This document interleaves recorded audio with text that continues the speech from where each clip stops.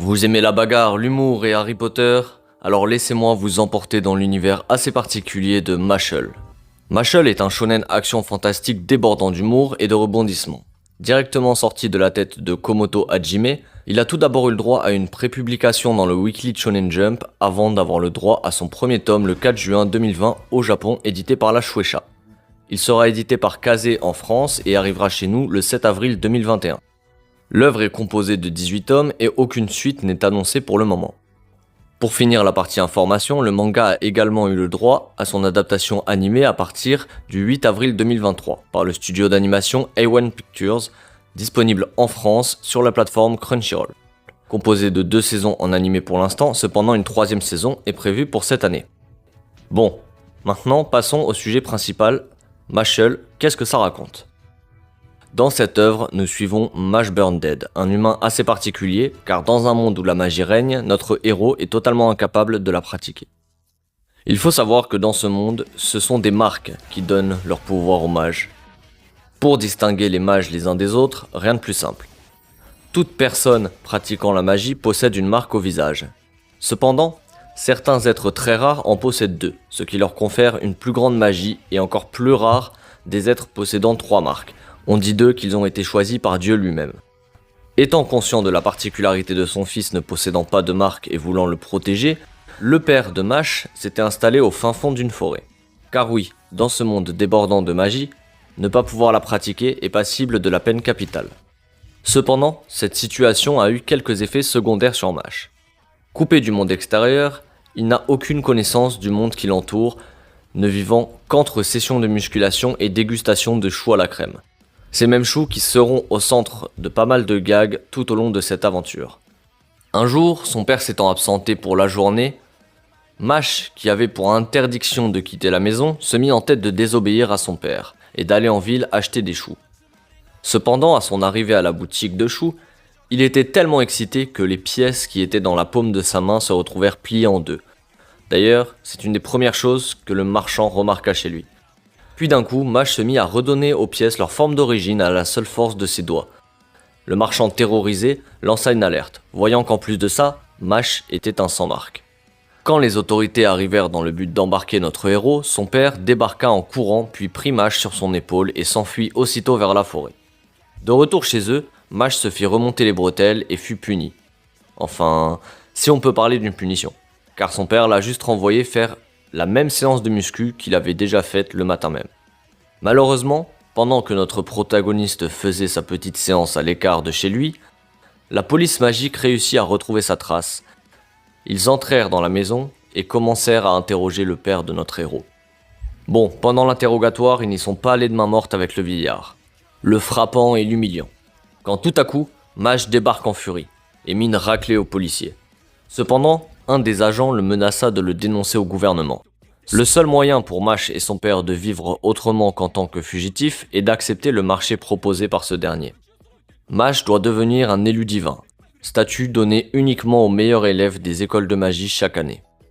Ce statut lui confère non seulement une grosse somme d'argent, mais en plus de ça, il donne également à celui l'ayant obtenu un grand pouvoir au sein de la société magique. Bien sûr, une fois devenu élu divin, le marché stipule que le policier corrompu touche une partie de ses privilèges. Néanmoins, cela n'empêche pas notre héros d'accepter le marché, pour pouvoir continuer à vivre sa petite vie paisible avec son père. Mais avant cela, il va devoir postuler à Easton, une prestigieuse académie de magie, et en devenir le meilleur élève. Et c'est ainsi que débute notre histoire. Bon, maintenant on va passer à la suite puisque le but n'est pas de vous spoiler. On va cependant faire un petit tour des personnages qui accompagneront Mash tout au long de la série. Pour commencer, on a Limon Ervin, une mage assez maladroite que Mash sauvera durant l'examen d'entrée à Easton. Finn Ames, qui partagera le dortoir de notre héros à l'académie, c'est un sorcier qui est quand même assez peureux dans l'ensemble, mais qui tissera très vite des liens avec notre héros. Ensuite, nous avons Lance Krone, un sorcier bimarque obsédé par sa sœur, mais vous saurez le pourquoi du comment en lisant l'œuvre. D'ailleurs, Lance est directement désigné en tant que rival de Mash, puisque lui aussi convoite le statut d'élu divin. Il y a aussi Dodd Barrett, un mage contrôlant les explosions, il est rival autoproclamé de Mash, même si on va pas se mentir, l'écart de niveau entre les deux est colossal, Je pense qu'ils se battent, Dot il prend une... C'est fini, voilà. Enfin nous avons Rain Ames, le frère du colocataire de notre héros, qui est au passage le dernier à avoir obtenu le statut d'élu divin.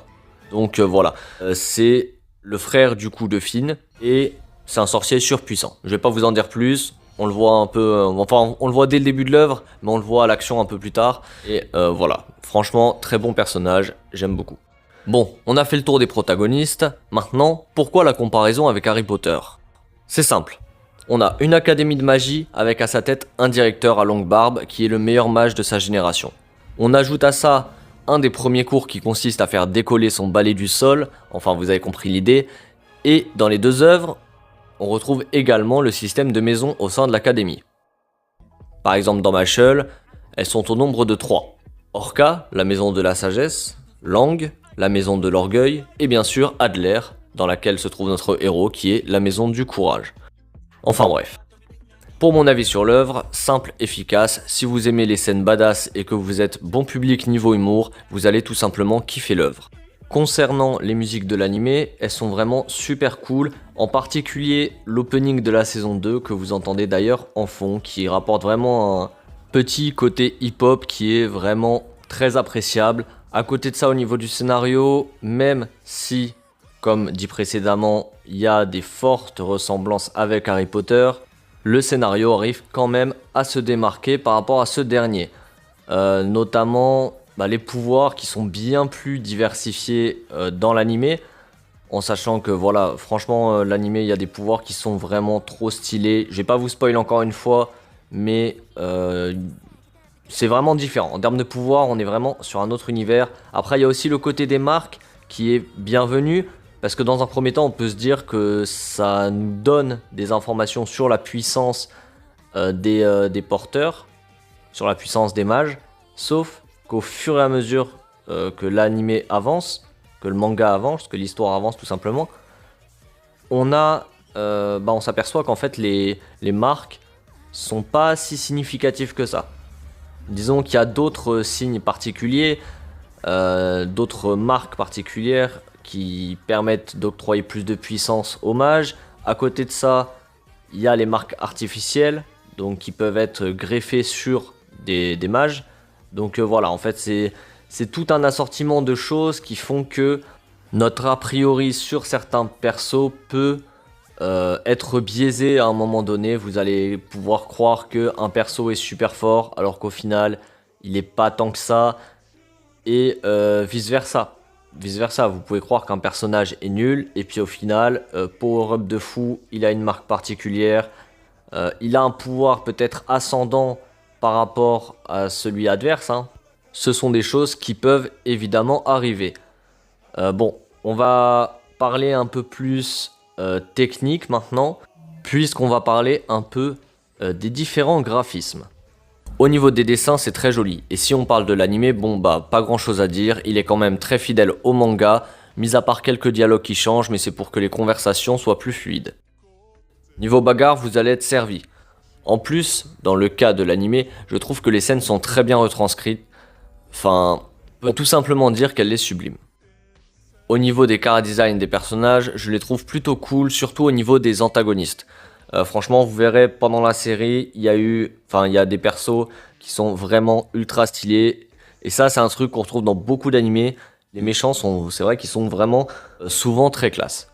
Même au niveau des baguettes, elles sont originales et représentent assez bien leur fonction. Ah oui, d'ailleurs, il y a aussi une boutique de baguettes dans ce monde, avec des baguettes qui choisissent leurs sorciers. Non, plus sérieusement, les baguettes se manifestent en fonction de l'affinité avec le sorcier. Donc oui, en effet, c'est ça. Elles choisissent leur sorcier. Encore une fois, la comparaison avec Harry Potter paraît assez normale. En tout cas, je vous invite fortement à lire le manga si ce n'est pas déjà fait, parce que c'est vraiment une pépite. Pour l'heure, il est déjà temps de se dire au revoir. Bien sûr, comme d'habitude, si la vidéo vous a plu, je vous invite à laisser votre meilleur pouce bleu et à vous abonner si ce n'est pas déjà fait, pour suivre les prochaines sorties. Et nous, on se retrouve dès la semaine prochaine pour une nouvelle vidéo. En attendant, n'oubliez pas, lire une histoire c'est bien, la vivre c'est mieux.